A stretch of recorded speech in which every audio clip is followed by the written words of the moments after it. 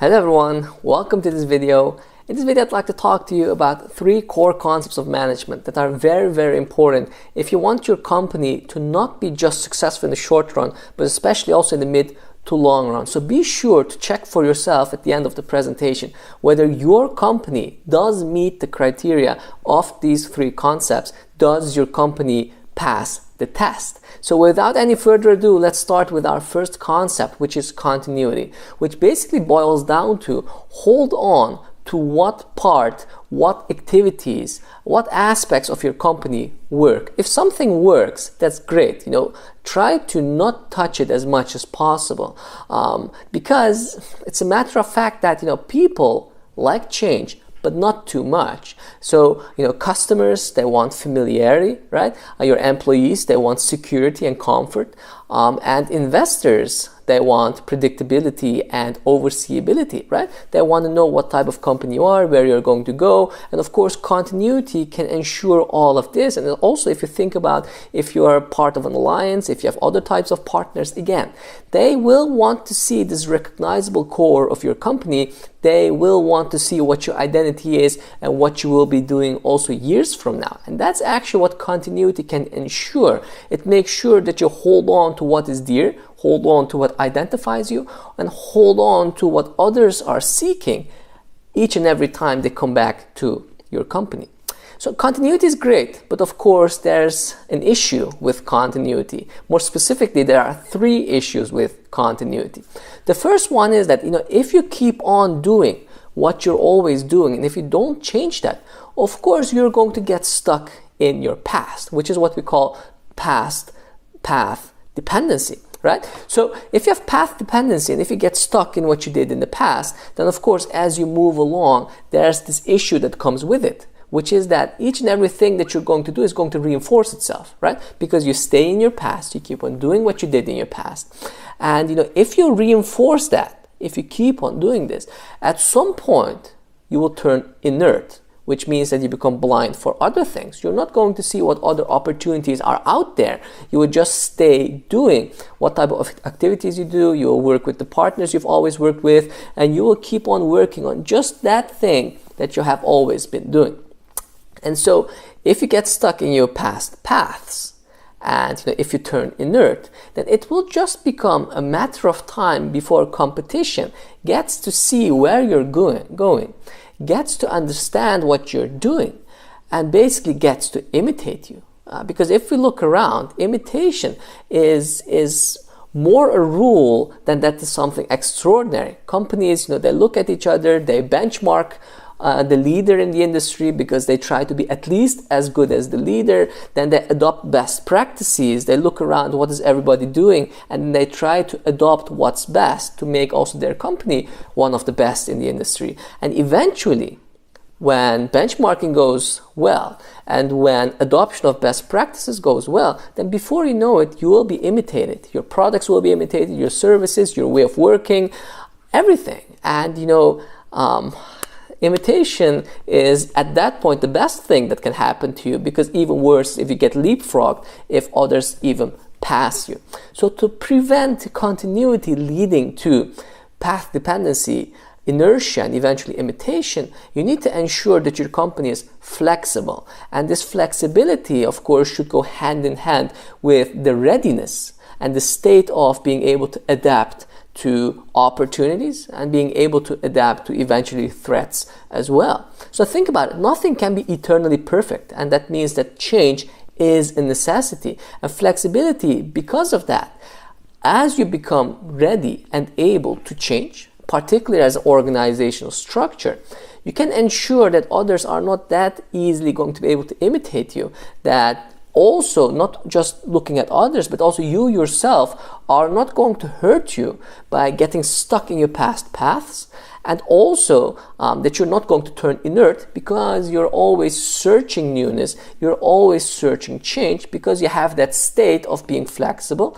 and that readiness of change whenever there is need for it, right? So basically, flexibility entails that you should ensure that you have flexible features to your organization, and you should, by being ready for change, in terms of organizational structure. Also be ready to change, and not only be ready, but also want to change whenever you have to.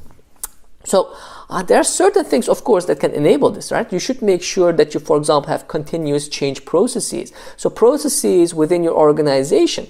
And this can mean, working groups, teams that are all the time looking at, what can we do better in the organization? What type of stuff are we been doing for years and are actually not contributing that much to competitive advantage as we think, right? And, these processes can ensure that you're not getting stuck in the past and that you're not turning inert, but that you're actually all the time actively seeking for change through your state of flexibility.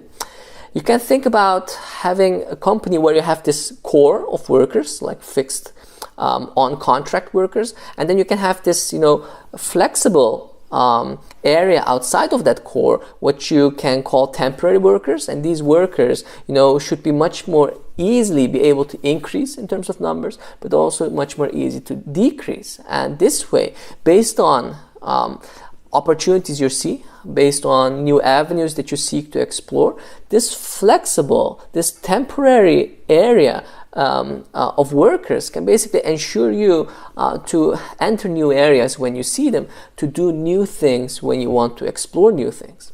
You can also think of having overlap between functions, overlap between departments, because what this will enable you is that when you have to do something different, when you need to go to a different area, new area, when you want to explore new things, when you want to experiment, this overlap will ensure you that you can, perhaps fire or redirect some of your personnel to new areas without actually hurting yourself, because a lot of departments, a lot of functions actually were able to do each other's job. There were synergies, they worked a lot with each other through an extensive communication and cooperation.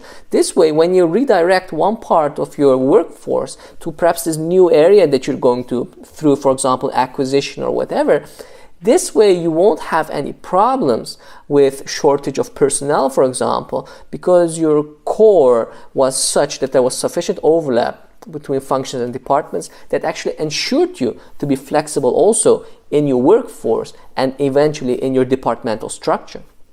You can think about outsourcing whatever you don't really need.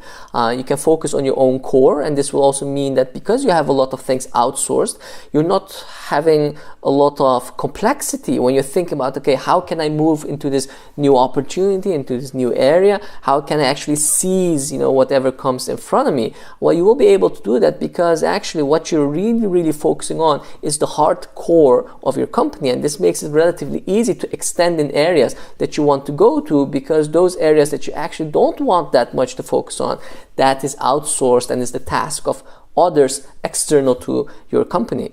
Also, this will of course make that because the assets are not your assets and the people are not your people, a termination of a contract is easier than a complete restructuration of your company. Of course, investments are very important. Timely, planned, future-looking investments, R&D investments, experimentation, so that once you see something interesting, once you see an industry, an area, a product category that's getting more and more interest, that you are ready for that because you have invested also in that area, because you've experimented with potential products and services in that area, and that actually in terms of knowledge, in terms of intellectual property, you're actually ready to move into that direction. And again, you have the flexibility of knowledge, of capital in that sense, to be able to move into that new area that others perhaps are only newly exploring, but that customers perhaps want you to move into already. And this way, through being flexible in this sense, in terms of your investments, you might actually be able to enter areas where others will take many, many years to enter. So finally, one thing that's very important generally throughout the flexibility concept is that you anticipate and that you plan accordingly. Because flexibility is not something that happens over day. You need your structure to be flexible, you need your mindset to be flexible, you need a culture that embraces flexibility. And eventually, when the opportunity arises, you of course need to seize the opportunity. And this of course requires visionary employees, visionary managers. This of course requires the communication collaboration that comes with it, the mutual understanding that comes with it, and of course the extensive communication of corporate and company strategy to everyone within the company, so that everyone understands that, hey, we're a flexible company, and at any point in time we might make a change in terms of how we move, because that's going to better the organization. So we've had continuity and flexibility. So the third core concept that's very important is resilience. So continuity and flexibility is mainly about you preserving, of course, your core and making sure that you stick to what's going well. And flexibility is, of course, about making sure that you can, make use of new opportunities that arise through having this flexible, change-ready structure and mindset. Resilience is much more about being able to capture a blow. Okay, so think about it. Some things you expect, some things you want to do, some things they're coming, but many things you simply don't, right? So many things are going to be unexpected. People can, engage in price wars with you. People can introduce new products into the area that you're actually perhaps normally relatively alone in, and where competition might not be that fierce. There might, be sudden, new services that are actually, again, in the area that you normally were quite famous for or familiar with. People might steal your employees. They might give your CEO a better offer. All sorts of things can happen, and many of these will be unexpected. Okay, and if these are unexpected, then just a flexible structure or just being continuous is not actually going to help you go and get where you want to be. And in such a situation, you need to be able to be resilient. You need to be able to capture a blow. You need to be able to, of course, incur some losses, but be also able to recover, and this way be able to rebound, perhaps in such a way that you will come back better than you were before actually you got this blow. Right? So resilience is basically there to ensure that you don't go bankrupt instantaneously when you get something that you didn't expect, when you get something that you didn't think was going to happen, but happened anyway. So in such a situation, certain things that that you can do to make sure actually that you're resilient, of course, because you need to be resilient before the situation arises. If the situation arises and at that point you're not yet resilient, then you have a problem. So resilience is, of course, about being ready before the situation for which you had to be ready arises. And so for resilience, one of the things that's important, of course, is that you have sufficient cash to turn around your company. When you get a blow, a massive blow, you need to make sure that you have the means, you have the money to invest in new areas that are perhaps going to be more precious the moment that you got the blow and the moment that you found out that the area in which you are in, perhaps in terms of products and services, perhaps in terms of your cost readiness and whatever, these new areas might be more worthwhile to explore. And your cash pile is going to be very important. Without sufficient cash to capture a blow, think about the price war, think about the new product introduction in the area in which you are in. Without money, you cannot turn around your company. And sometimes, if you don't have money, then you may need to make sure you get money, right? This can mean that you're going to get financing externally. This can mean that you're going to fire people, that you're going to shut down departments. Secondly, what's important is sometimes, resilience is needed when you have supply chain disruptions. You are importing things, if you are having important inputs for your products and services, and sometimes because of global reasons, because of political reasons, because of weather reasons, whatever, all sorts of reasons can disrupt your supply chain. Okay, there might be a hurricane that's going to prevent you getting certain important inputs. There might be a trade war that's again going to prevent you from importing key components from this one company that's politically sensitive. In such a situation, of course, you need to make sure that you have especially sufficient stock, right? Stock of products, stock of inputs. Key material need to have sufficient stock of to make sure that when there's a supply chain disruption, you're not going to be harmed the way that you fear that you're going to get harmed.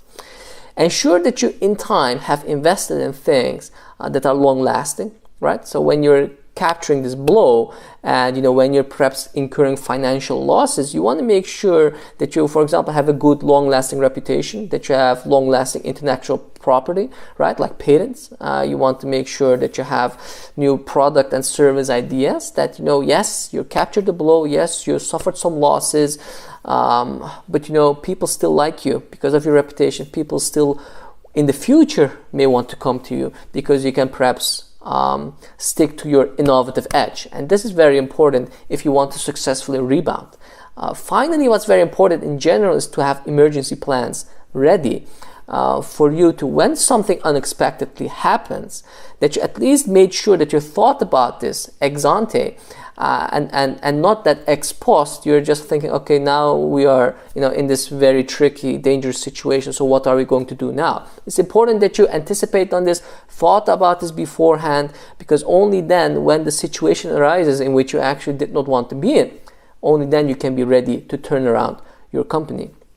With flexibility, which is different from resilience, is that you do not capture a blow, but that you maneuver and you adapt as you go. With resilience, it is that you actually get hurt and you are actually suffering financially, strategically, and so on, and you need to rebound from this. So do understand the difference between these two components well. So in the end, what's very important here in all of these three concepts is that continuity, flexibility, and resilience need to work in tandem, right? They need to work with each other. They need to interact.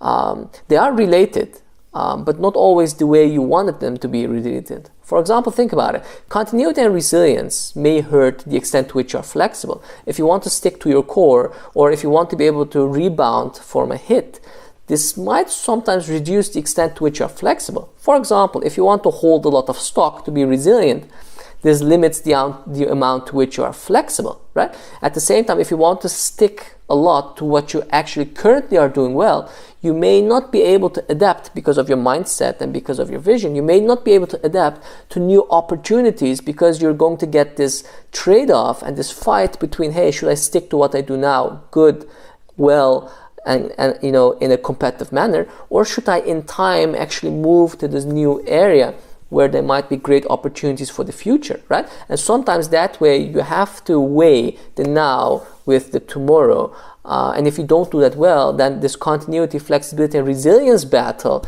may actually turn out to be a more difficult battle to you than you had hoped for. So beware of that. Make sure that they all work in tandem. Ensure that you have the good interaction between them, that you try to be as continuous and flexible and resilient at the same time as much as you can, because this will ensure you that you're not just a company of yesterday and today, but also one of tomorrow. I hope you enjoyed the video, and if so, please don't forget to hit the like and the subscribe buttons. I wish you all the best in the world and hope to see you again anytime soon. Take care.